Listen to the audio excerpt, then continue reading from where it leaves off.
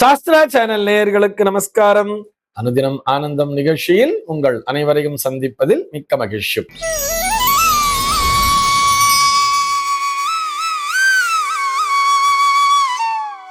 இன்று 22/6/2026 இந்த நாள் குறித்து பஞ்சாங்கம் என்ன சொல்றதுன்னு பார்க்கலாம் வாங்கோ. இன்றைய தினம் பராபவ வருடம் ஆனி மாதம் 8ஆம் தேதி திங்கட்கிழமை. திதி பார்த்தோம்னா வளர்பிறை அஷ்டமி திதி மதியம் 3:40 வரைக்கும் இருக்கு. அதனை தொடர்ந்து வளர்பிறை நவமி திதியானது வந்து விடுகிறது. இன்னைக்கு நட்சத்திரம் பார்த்தோம்னா உத்திரம் நட்சத்திரம் பகல் 10:20 வரைக்கும் இருக்கு. அதனை தொடர்ந்து ஹஸ்தம் நட்சத்திரம் என்பதும் வந்து விடுகிறது. இந்த நாள் முழுவதுமே ஒரு சித்தயோகம் கூடிய நாளாக அமைந்திருக்கிறது. இதுபோக பஞ்சாங்கத்திலே வரக்கூடிய யோகம் அப்படின்னு சொல்லி பார்த்தோம்னா இன்றைக்கு வியதிபாதம் அப்படிங்கிற ஒரு யோகம் பகல் 10:28 வரைக்கும் இருக்கு. அதனை தொடர்ந்து வரியான் அப்படிங்கிற ஒரு நாமயோகமானது வந்து விடுகிறது. கரணம் பார்த்தோம்னா பவம் அப்படிங்கிற ஒரு கரணத்தை கொடுத்திருக்கா. இந்த நாளானது ஒரு மேல் நோக்கு நாளாக அமைந்திருக்கிறது. இன்னைக்கு என்ன ஸ்பெஷல் அப்படின்னு சொல்லி பார்த்தோம்னா வாக்கிய பஞ்சாங்க ரீதியாக இன்றைய தினம் வியதிபாத சார்த்தம், அதாவது ஒரு வருடத்திலே 96 நாட்கள் முன்னோர் வழிபாட்டிற்குரிய நாட்கள் சொல்லுவா, சன்னமத்தின்னு சொல்லுவா. அந்த வரிசையிலே இந்த நாளும் ஒரு நாளாக அமைந்திருக்கிறது. திருக்கணித பஞ்சாங்கத்தை பின்பற்றுபவர்களுக்கு நேற்றைய தினமே இந்த வியதிபாத சார்த்தம் என்பது முடிந்து விட்டது. இது போக சிதம்பரம் ஆனி திருமஞ்சன தரிசனமானது, அந்த சிதம்பரம் திருத்தலத்திலே ஆனி திருமஞ்சன தரிசன பெருவிழாவானது இன்றைய தினம் மதிய நேரத்திலே நடக்கும். இது போக இன்றைய தினம் பஞ்சாங்கத்திலே ஜேஷ்டாஷ்டமி அப்படிங்கிறதையும் கொடுத்திருப்பார். இது போக இன்றைய தினமே பஞ்சாங்கத்திலே கடகாயனம் அப்படிங்கிற ஒரு வார்த்தையை கொடுத்திருப்பார். இது என்ன கடகாயனம் அப்படின்னு சொல்லி பார்த்தோம்னா, நம்ம சூரியனானவர் மிதுனத்திலிருந்து கடகத்தை நோக்கி தன்னுடைய பயணத்தை துவக்கி விடுகிறார்ங்கிற மாதிரி புரிஞ்சுக்கலாம். ஆனால் இது சாயன பஞ்சாங்க ரீதியாக இன்றைய தினமே, அதாவது இந்த ஆடி மாதம் என்கின்ற அந்த மாதமானது பிறந்து விட்டது அப்படிங்கிற கணக்குத்தான்.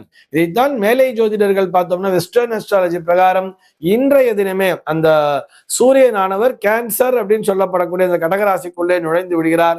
ஆக அடுத்த ஒரு மாத அளவிற்கு பிறக்கக்கூடிய அனைத்து குழந்தைகளுக்குமே அந்த சன் சைன் அப்படிங்கிறது கேன்சர் அப்படிங்கிற ராசியைத்தான் கொடுத்திருப்பார்கள். சென்னையை பொறுத்தவரை இன்றைய தினத்தினுடைய சூரிய உதயம் என்பது காலை 5:47 சூரிய அஸ்தமனம் என்பது மாலை 6:34 சந்திர உதயம் என்பது பகல் 12:28 சந்திர அஸ்தமனம் என்பது இரவு 12:43 சம்பவிக்கிறது. நல்ல நேரம் பார்த்தோம்னா இன்றைய தினம் மதியம் 12:15 முதல் 1:15 வரையிலும், மாலை 6 முதல் 7 வரையிலும் நல்ல நேரமே. சென்னையை பொறுத்தவரை இன்றைய தினத்தினுடைய ராகு காலம் என்பது காலை 7:23 முதல் 8:59 வரையிலும், யமகண்டம் என்பது பகல் 10:35 முதல் மதியம் 12:10 வரையிலும், குளிகை காலம் என்பது மதியம் 1:46 முதல் 3:22 வரையிலும் சம்பவிக்கிறது.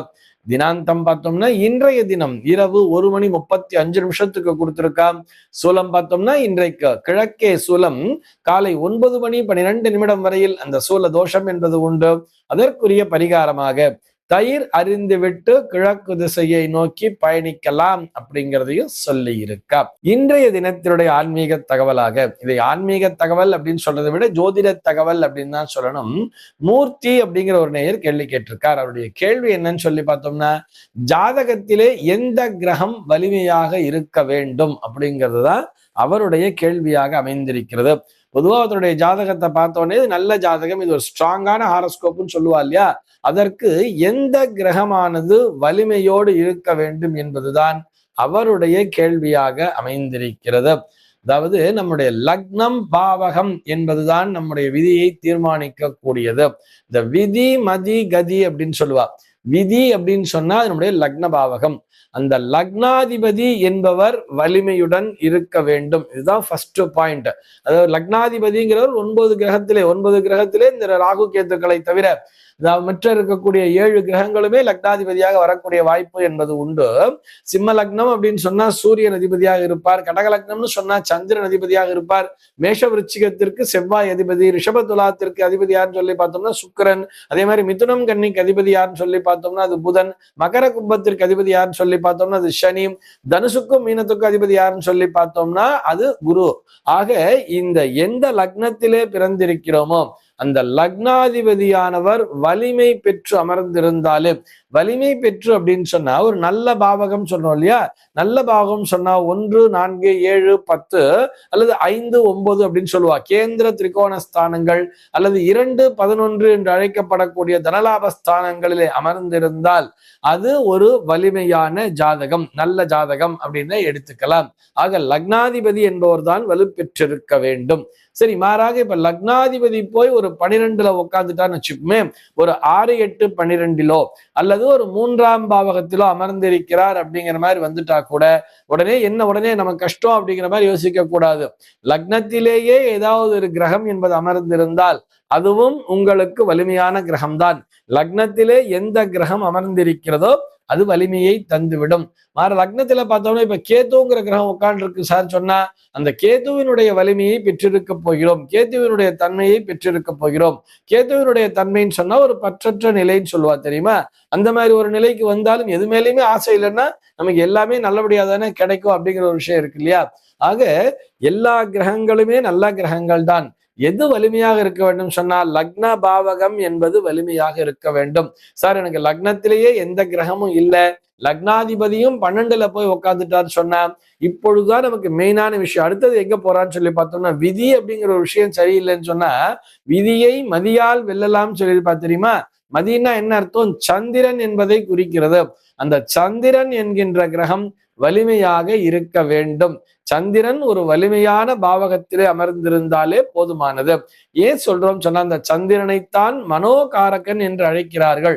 அந்த மனோகாரகன் மனநிலை அப்படின்னு வருது இல்லையா, இந்த மனநிலை எப்பொழுதும் மகிழ்ச்சியாகவே இருக்க வேண்டும் அப்படின்னு சொன்னா ஒரு ரிஷபராசிக்காரர்களை பார்த்தோம்னா அவர்கள் சோகத்திலே கூட தங்களை அலங்கரித்துக் கொண்டிருப்பார்கள்.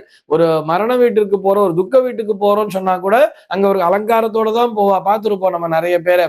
ஒரு துக்ககரமான ஒரு நிகழ்ச்சியில கூட தான் வெளியில பார்க்கும் பொழுது நல்லபடியா ப்ரொஜெக்ட் ஆகணுங்கிற எண்ணம் அவர்களுக்கு உண்மையிலேயே அடி மனசுல துக்கம்ங்கிறது இருக்கும்.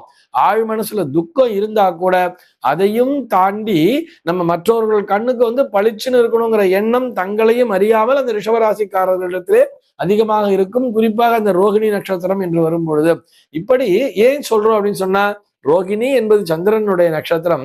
சந்திரனானவர் ரிஷபராசியிலே உச்சபலம் பெற்றிருப்பார்.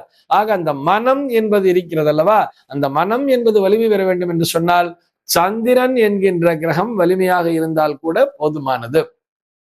சரி, என்னுடைய ஜாதகத்துல பார்த்தா சந்திரனோ 8ல நீச்ச பலம் பெற்றிருக்கிறார், நான் ஒரு மேஷ லக்னக்காரன், எனக்கு 8ல சந்திரனும் நீச்சமா போயிடுத்து, லக்னத்திலையும் எந்த கிரகமும் இல்ல, லக்னாதிபதி செவ்வாய் 12ல இருக்கார், இப்போ நான் என்ன சார் பண்றது அப்படின்னு சொன்னா அடுத்தபடியாக தான் நம்முடைய கதி என்று சொல்லப்படக்கூடிய இந்த கதிரவன் சொல்றோம் இல்லையா, அந்த சூரியன் என்கின்ற கிரகம் வலிமை பெற்றிருந்தாலே போதுமானது.